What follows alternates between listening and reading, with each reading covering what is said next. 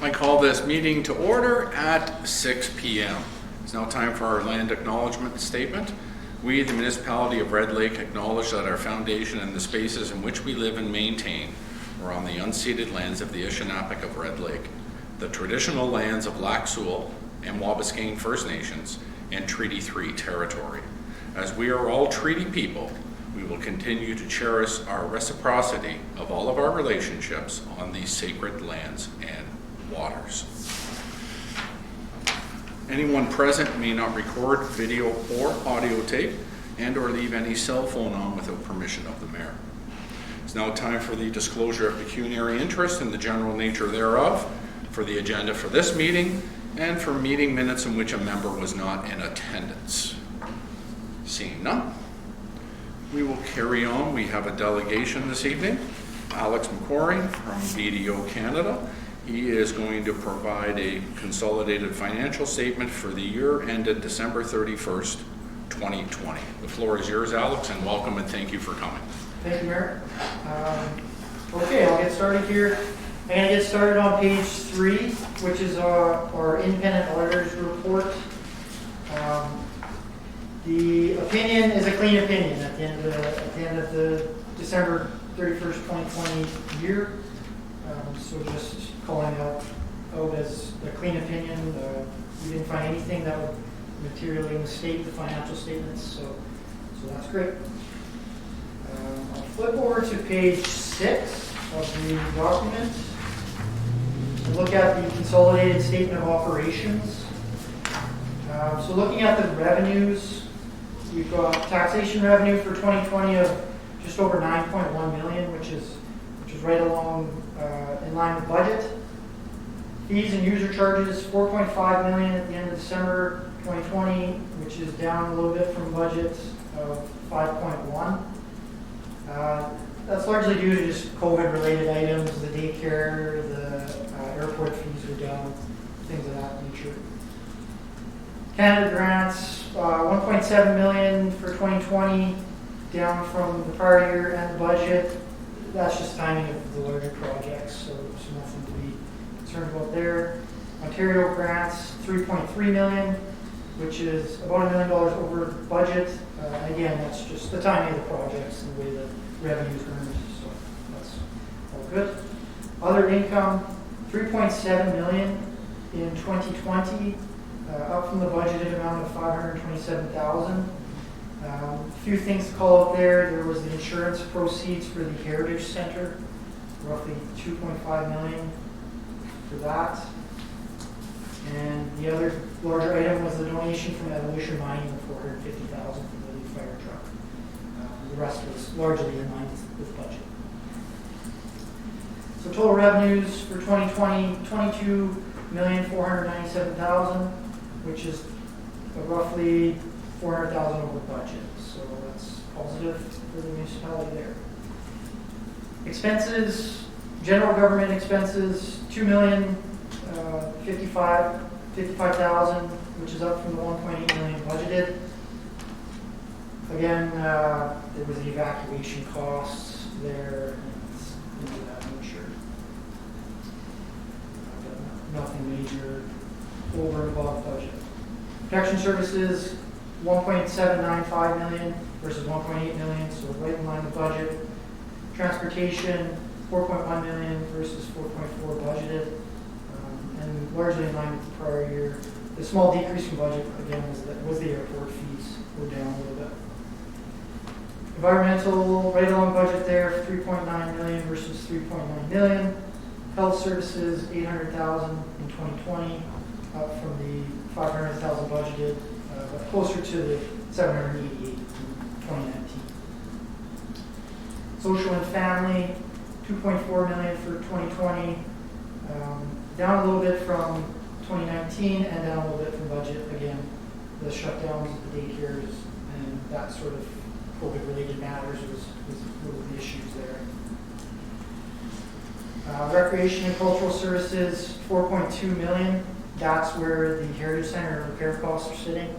Okay, so it shows on a gross basis, so that the proceeds are up in revenue and then the costs are down here in expenses. So that's why those are both quite a bit higher than budget. And then finally, planning and development, $339,000 versus $342 budgeted. So largely in line. Total expenses, $19.8 million for the year. And you take your revenues less your expenses, and there's an annual surplus of $2.6 million. Okay, and that's largely due to the larger projects. So otherwise, in line with expectations there. I'll flip back to page 5 here to look at the statement of financial position. Cash and bank at the end of 2020 was $8.2 million, up 1.5 million or so, and that's largely in the operating account, just the timing of funding versus payments for the capital projects. Investments, 1.6 million. That's just investment income increase there on the one funds. Taxes receivable, 891,000 versus the 666 from the prior year. It's up a little bit, but definitely lower than the 5-year average, which is more around over $1 million. So keeping that receivable down, which is really good. Trade and other receivables, 5.8 million, up from the 4.1 in the prior year. And that's, again, just the timing of grant funding coming in at the end of the year, and then the user fees are also entangled into that number. Total assets, 16.5 million at the end of 2020. Financial liabilities, no bank indebtedness in 2020. Accounts payable, 2.8 million versus the 2.3 million in 2019. Again, just timing of payments for the projects around year end.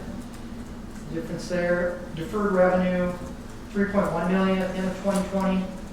And the reason for that was the ACAP airport funding for the last payment for the final remediation and final coating of the asphalt at the airport. That didn't happen until 2021, so just the timing thing there. The landfill liability, 639,000 versus 555,000, and that's so the landfill closure costs are based on what's actually being incurred. And now that it's been closed for a few years, we're seeing that the actual costs were a little higher than expected for the long term to monitor and remediate the site. So, but it's really nothing. It's just a small accounting, non-cash item there. And finally, long-term liability. So this is your long-term debt, 16.5 million at the end of 2021 or 2020. Sorry, down from the 18.1 million in 19. There was about 600,000 of new debt for infrastructure projects, but that was offset by over $2 million of principal paid in the year. So that's great to see. And debt's actually down from 19.5 million in 2017. So overall, given what's all the projects and everything, $3 million reduction over 5 years. So that's looking really, really good. Total liabilities, 23.1 million versus the 22.2 in the prior year. And then we get to the net debt line, which is just your assets less your financial liabilities. 6.5 million at the end of 2020 net debt position versus 9.1 in 2019. So again, this is kind of one of the main indicators on the balance sheet for a public sector body. That net debt position is coming down towards zero, and then eventually, ideally, gets up into that net asset position. But it's certainly improving each year. You can see that over the last number of years. So that's really looking good. And finally, the non-financial assets. So some prepaids. This is where the fire truck is, and built into that 524,000, and then your tangible capital assets. Roughly $3 million of additions in the year, some disposals for 500,000, and then amortization. So a little reduction of about 400,000. And then at the end of the day, the accumulated surplus is just over 54 million. Okay, so looking really good there. And I'll just quickly scan through the rest of the documents. Page 7 is the statement of changes in net debt, which is self-explanatory, just shows that those changes for any acquisitions and disposals and amortization, capital assets. Page 8 is the statement of cash flows. Again, very self-explanatory, just shows the annual surplus adjusted for operating activities, changes in working capital, any investing activities, and capital transactions. Page 9 and 10, 11, and 12 are all the significant accounting policies. No changes for the year there. Standard wording. Again, no changes. And then note 1 just breaks down the cash and bank between unrestricted, so your operating versus your restricted accounts. 2 is the investment numbers broken down between the different categories there. 3 is bank indebtedness, which there was none in 2020. Deferred revenue broken down between the gas tax, the DCAP, and the other. 14 is the landfill. 15 is your long-term debt. So on page 16 here, we've got the 3 new smaller loans coming in the year, and then also shows the change from year to year of the loans that were existing in prior years.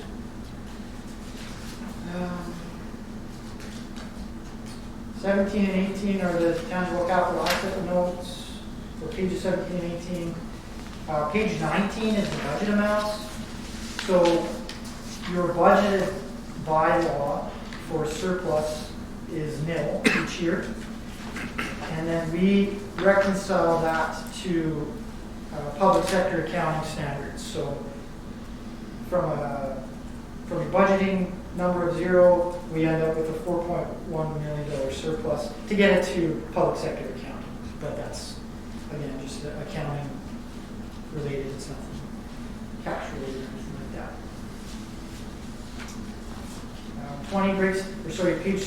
Page 20, note 9, breaks down your government transfers. Page 21, note 10, shows the accumulated surplus split between the municipality, the library, and the heritage center. And then the reserves are all at the bottom here. So that's what is currently held in reserves. 6.7 million total. Okay. And of that, 5.6 is set aside by council.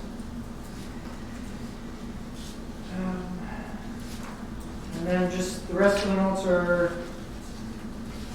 really nothing of significance.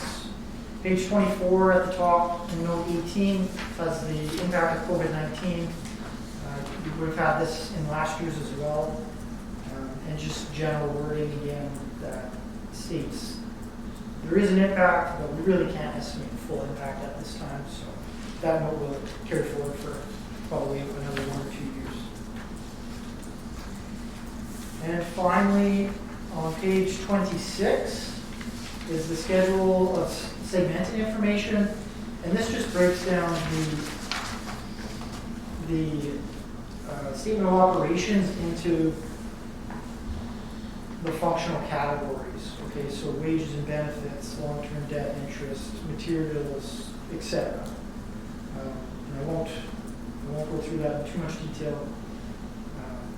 Yes, it's some time, but that just breaks down it a little differently from the main statement of operations.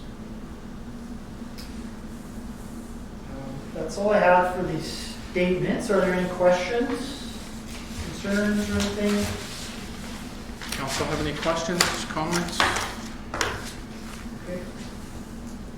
I just wanted to note again the debt's coming down, the net debt position's coming down, so that's looking really great. Okay, it's all positive signs. I also wanted to thank Rhonda. She's put in a lot of work this year, being short-staffed, and Michelle leaving, so she's been massive help again this year.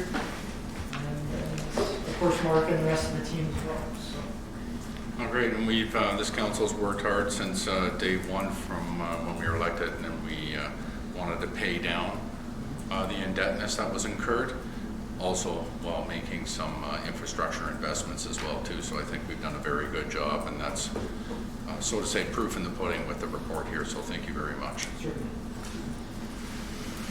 So you're more than welcome to stay for the entire meeting, or you can leave if you like. It's totally up to you. I'm gonna go just because I Okay. get home to my sick 1-year-old here. So. Well, thank you very much for attending in person and meeting with staff. Truly appreciate it, and thank you very much for the report. Yes, thanks for having me. And I could come in person again. So. No, thanks again, Alex. Thank you. Thank you. Okay, moved by Councillor Butterfield, seconded by Councillor Baduch. Resolved that the Council of the Corporation of the Municipality of Red Lake hereby accepts the Corporation of the Municipality of Red Lake consolidated financial statements for the year ended December 31st, 2020, as prepared by BDO Canada LLP. All in favor? Carried.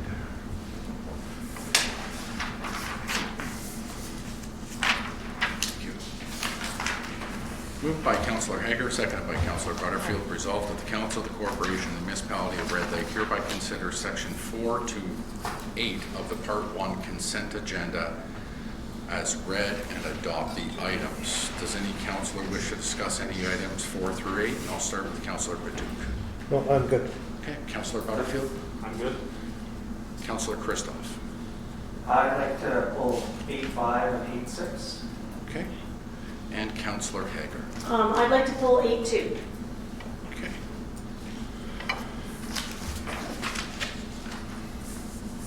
We'll start with 8.2. Councillor Hager, go ahead. Okay, this is with regards to the board of the Northwestern Health Unit Board meeting, reflecting August 27th meeting minutes.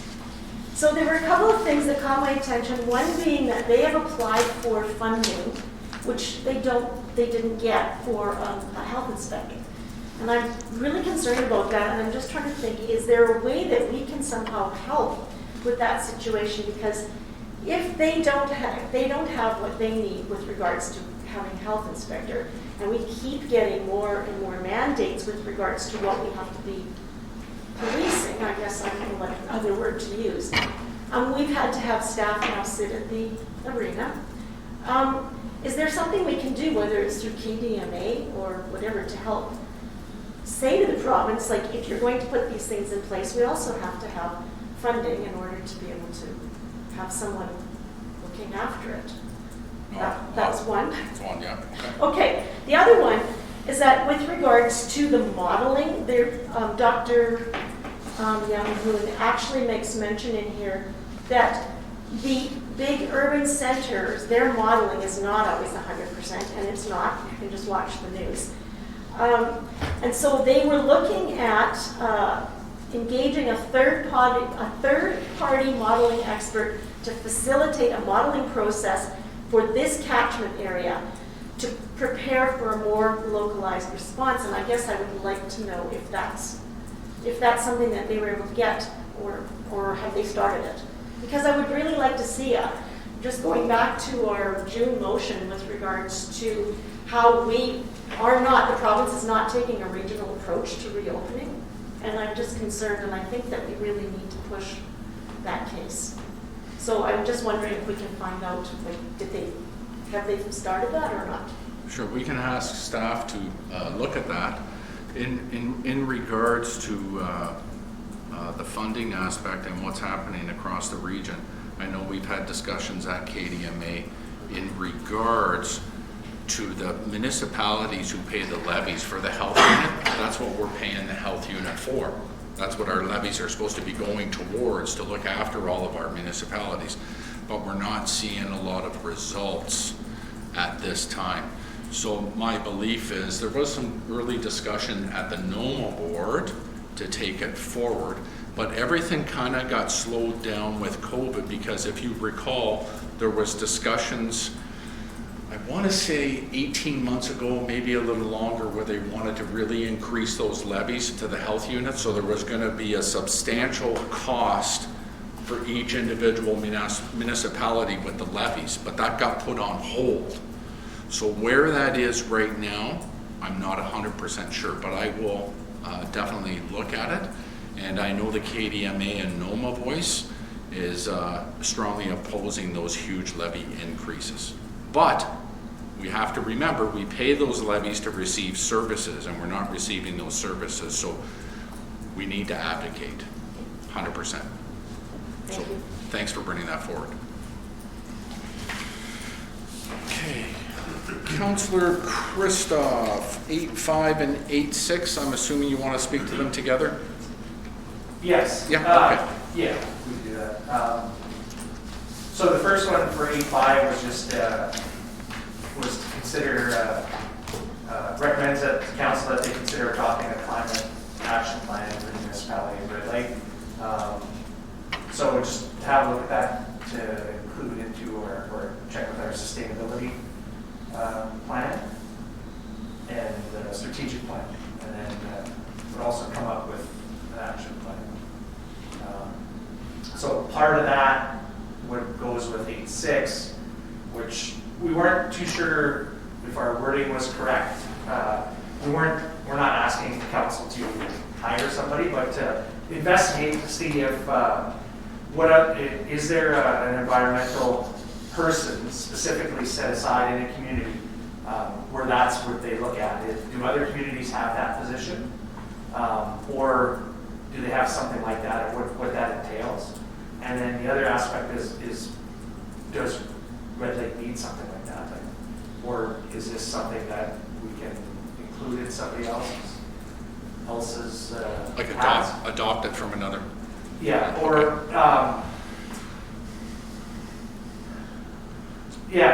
to see if we actually need somebody that can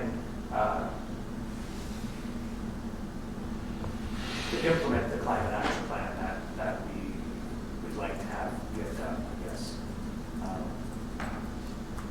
So if I'm hearing you correctly, and please correct me if I'm wrong, there's a recommendation from the Parks and Rec Committee to bring something forward to explore a climate change action plan. And then that being said, we're going to ask staff to investigate if other municipalities have a climate plan, action plan. No? So the first one was to actually develop a climate action plan. So Yeah. that's one thing we would like the council to look at that. Okay. Most other communities, if not all the ones, have an environmental action plan. I don't know if action plan is the right wording for that. Okay. The second one is for staff to investigate what positions are out there in other communities for an environmental person on site that their duties are to look after the environmental issues, aspects, implementing the climate action plan, just to see what's out there, and if it's something that we need. Because maybe there is a void here for our municipality where we actually really do need an environmental person where that is their duties. Does that make sense? So my takeaway is that we'll investigate 8.6 first, and then to see what others are doing and what's out there. And then 8.5 would be something that, if warranted, would be something that could be an add-on to our sustainability plan, or it could be a plan on its own merits. Correct? Yes. I know for the committee actually having that action plan in place, because there's nothing really in our sustainability or the strategic plan about it, or having a plan going forward. So yes. Can I speak? I guess I disagree that there's nothing in place already. I think we do have a lot in place with regards to sustainability. It has been updated. There's obviously more that we can be working towards. Because at some point we were talking about a 2030, like, are we trying to meet some 2030 targets? So that's what I'm thinking. I'm sort of seeing it that maybe we pick some targets and then we find a way to get there, but I'm sort of going with what our CAO is saying, is that let's check to see what other communities are doing and whether or not they've got positions. Because I don't think a lot in northwestern Ontario, there's not a lot happening right now. No. There is in other parts of the country, especially BC. But that's what I'm just thinking, is that maybe I think that might be the direction that they were thinking of going. Just from having, just because I'm part of the working group that's attached to the Environment Parks and Rec. So Councillor Christoph, would that work for you then? Staff looking at 8.6, because 8.5 is saying recommends to council that they consider adopting a climate action plan for the municipality of Red Lake, but we don't know what we're adopting yet until we get 8.6 done first, because they would have to investigate.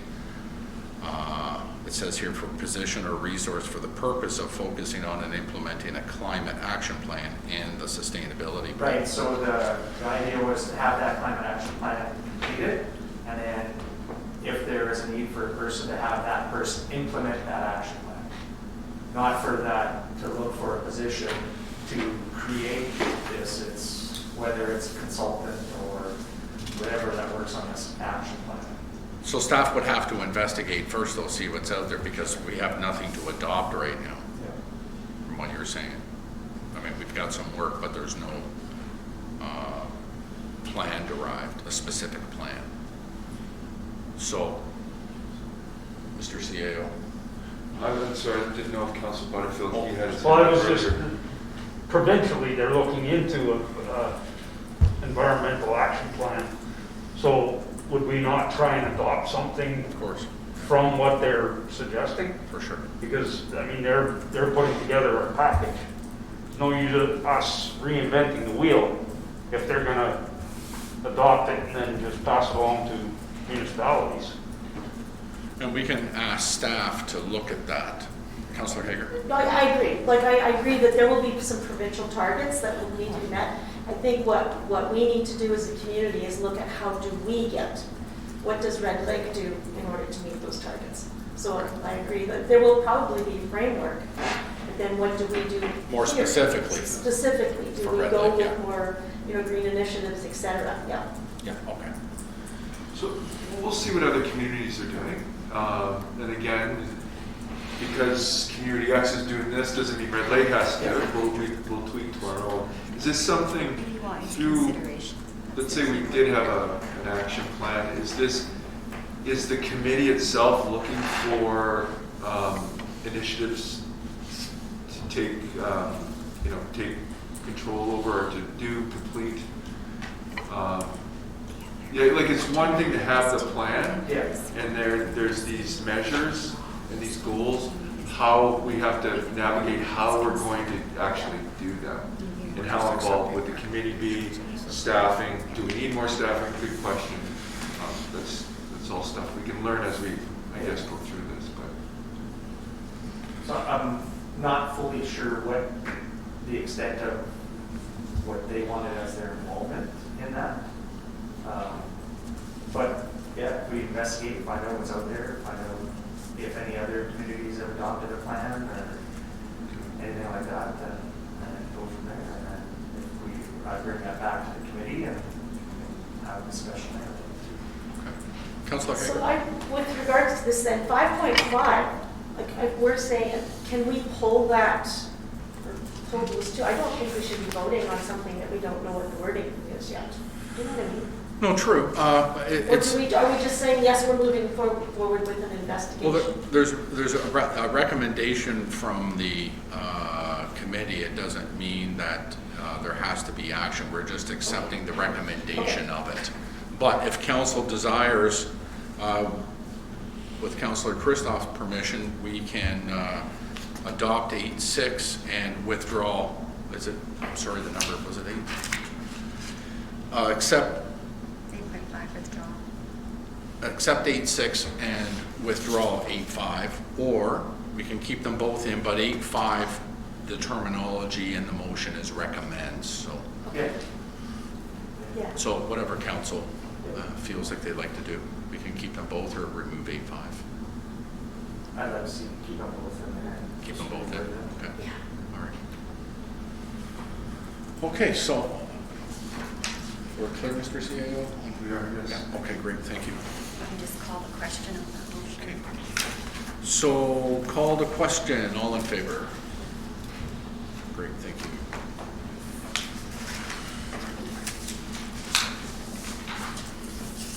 Moved by Councillor Butterfield, seconded by Councillor Padu. Resolved that the Council of the Corporation of the Municipality of Red Lake hereby consider all bylaws, Section 9 of the Part 1 consent agenda as read without amendment or debate a first and second time. All in favor? Carried. And moved by Councillor Baduke, seconded by Councillor Hager. Resolved that the Council of the Corporation of the Municipality of Red Lake hereby consider all bylaws, Section 9 of the Part 1 consent agenda as read a third time and passed.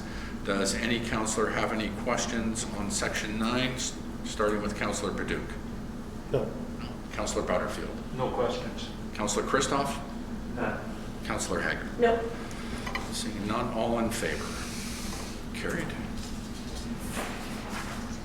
And sliding down to item 13 under new business is the touchless water coolers for municipally owned public spaces for discussion. Mr. CAO.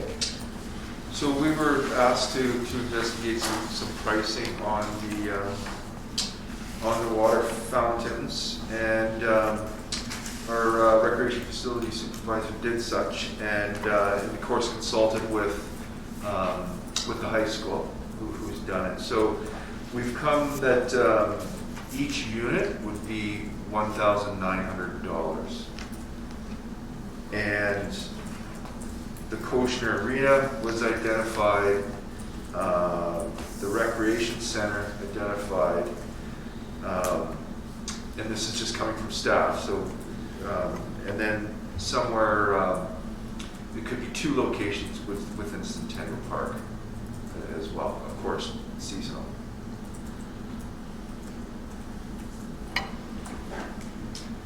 On that, if the treasurer has anything to add, perhaps. Yeah, so when we spoke previously, we were talking about possibly using the COVID funds to cover these costs. So we received $267,000. To date, have spent $161,000.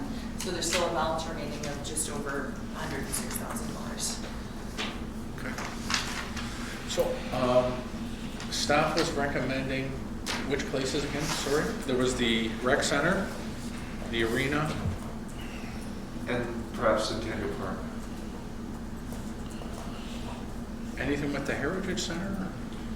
I think there'd be a question perhaps posed to Councillor Hager on the Heritage Center is, are people that go to the Heritage Center, are they usually bringing a bottle of water? Or would that be useful? I don't know. You know what, for the most part, no. If they're going through, they're not going to be carrying water with them. If there's a rental there, that's different, and usually they put out jugs of water. So I don't know if there's the same need there for it to be for an installation, but I mean, maybe down the road if it becomes busier and there's more programming. One question on the cost, Mr. CAO. The $1,900, was that installed? That's the Or unit. just to purchase the unit? That's the unit itself. The unit itself. Then there would still be staff with. Likely staff, Staff. and we've got the resources internally to do that. Okay, great. Councillor Perdue. Just for the arena, is that 2?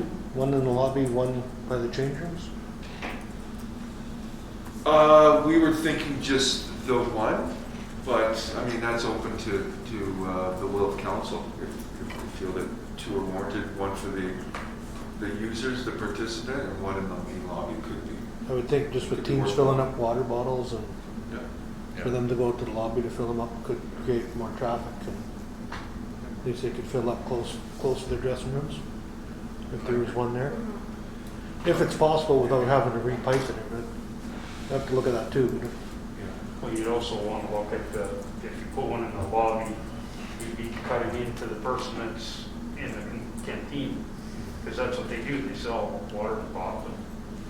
So you have to be careful where you, Can I say I totally disagree with you? well, you Only can, because, yes. definitely. we have a water fountain there that's now taped off, that can't be used, and I don't know if we want to encourage selling bottled water. It's just from an environmental perspective, so that's what I'm thinking. So I wouldn't worry as much about the concession as about having the opportunity to get water. Okay. May I follow up on your question, Mr. Mayor? I'll have to circle back with staff on what cost. There will be some cost to install, and it might vary. Like for instance, in Centennial Park, there could be a supply issue. So, Or ice cubes in the winter. ice cubes. Yeah. in the winter. So if you don't mind, I'd like to get back to you on that. No, about it. So, if I'm hearing the consensus around the room, and please correct me if I'm wrong, we're talking about 2 for the arena, 1 for the rec center to start? And we could have staff investigate any type of costing on top of that. And if that is something that is workable, listening Shirley, our treasurer, in regards to the dollar amounts, would it be recommended that we move forward with this and bring something to our next committee of the whole or council meeting next month? Would everyone be in agreement for that? Yep. Okay. So we'll do that then, and if you could bring some recommendations back to costing, and then we can go from there. So just to be clear, 2 for the arena, 1 for the rec center to start, and we'll see what happens. From there, yeah. Okay, great, thank you. Moved by Councillor Hager, seconded by Councillor Badoo. Resolved that the Council of the Corporation, the Municipality of Red Lake hereby adjourns to meet again at the call of the Mayor. All in favor? Carried. Thank you very much.